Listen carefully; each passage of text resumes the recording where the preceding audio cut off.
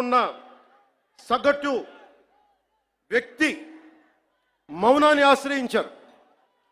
వాళ్ళు రాజకీయ నాయకులు కావచ్చు, ఉన్నత స్థానాల్లో కూర్చుని ఉన్నవారు కావచ్చు, పెద్ద పెద్ద ప్రసార మాధ్యమాల్లో ఉన్నవారు కావచ్చు, ఎవరైనా కావచ్చు. కానీ అందరికీ డబ్బున్న వాళ్ళు కావచ్చు, పేరున్న వాళ్ళు కావచ్చు, పేరు ప్రఖ్యాతులు ఉన్న వాళ్ళు కావచ్చు, అందరూ తప్పులు జరుగుతుంటే మాట్లాడరు. మిగతా మతాల మీద దాడి జరిగితే అందరూ మాట్లాడతారు. నటులు మాట్లాడతారు, చిత్ర పరిశ్రమ మాట్లాడుతుంది, వ్యాపారస్తులు అందరూ మాట్లాడతారు. ఇది తప్పండి, ఇలా జరగకూడదని. అదే సనాతన ధర్మం మీద జరిగితే ఒక్కళ్ళ నోరు మెదపరు. If there is an attack on Sanatana Dharma, this so-called big wigs of in every way, every area, and every domain, they want to be politically right.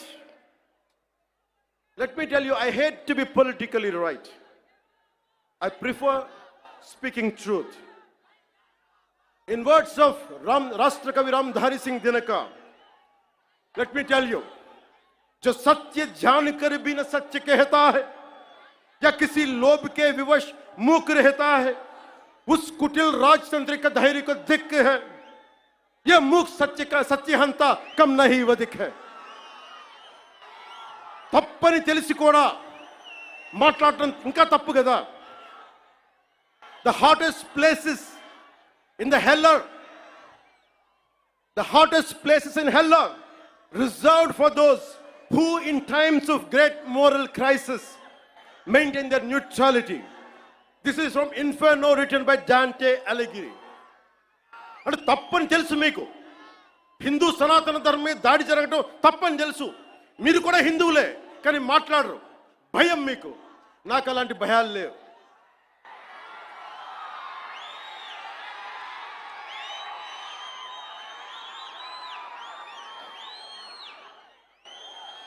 తప్పు జరుగుతుంటే ఎంతకాలం ఊరుకుంటాం? దాడులు జరుగుతాయి, నిత్యకృత్యం అయిపోతే నోరు మెదపకూడదా? శాంతి వచనాలు పలకండి అంటారు. ఎలా శాంతి వచనాలు పలుకుతాం? ఇదే మీరు ఒక అల్లా గురించి, ఒక మహమ్మద్ ప్రవక్త గురించి మాట్లాడితే దేశాన్ని తగలబెట్టేస్తారు కదా, ప్రపంచం గగ్గోలు పెట్టేస్తారే. మరి హిందూ ధర్మం మీద దాడి జరిగితే హిందువులుగా మేము నోరు మెదపకూడదా? మేము మతోన్మాదం అయిపోతామా? If there is an attack on Sanatana Dharma, do we have to keep quiet? Is it a sin to raise our concern? Is it a sin to concern to raise our pain? That makes us fanatical Hindus.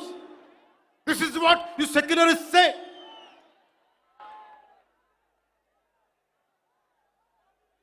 మీలాంటి వాళ్ళ కోసమే రామ్ధారి సింగ్ దినకర్ చెప్పింది, నేతా నిమగ్న दिन रात शांति चिंतन में, कवि कलाकार ऊपर उड़ रहे हैं गगन में. एक नागरी हिंद में समझ नहीं पाती है, पौरुष की ज्वाला रोज बुझ जाती है. Sometimes we should communicate our pain. We should tell the group of pseudo-secularists of this nation, no matter which nook and corner you are, let me tell you, I want to communicate my pain to you guys. Secularism is not one way, it is two way. మర్యాద ఇవ్వండి, మర్యాద తీసుకోండి. Respecting each other is essential. ఒక్కొక్కసారి గొంతెత్తక తప్పదు. యోగి ఆత్మకథలో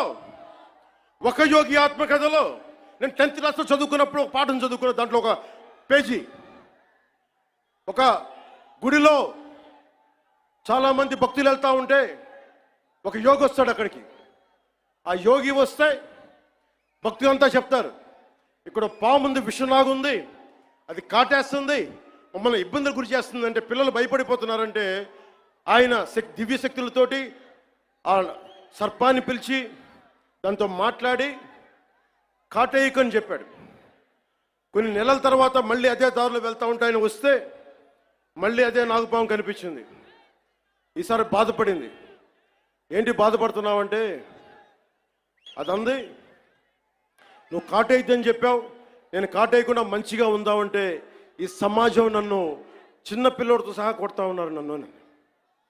అప్పుడు ఆ యోగి చెప్పింది ఏంటంటే, నేను కాటేయద్దని చెప్పాను కానీ బుస కొట్టమని చెప్పలేదు కదా.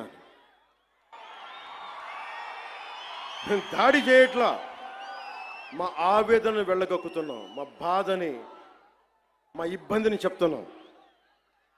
That's why I'm telling you, secularism to the highest, whoever is listening to it, let me tell you, secularism can never be one way. It has to be two way. Respect, take respect, give respect.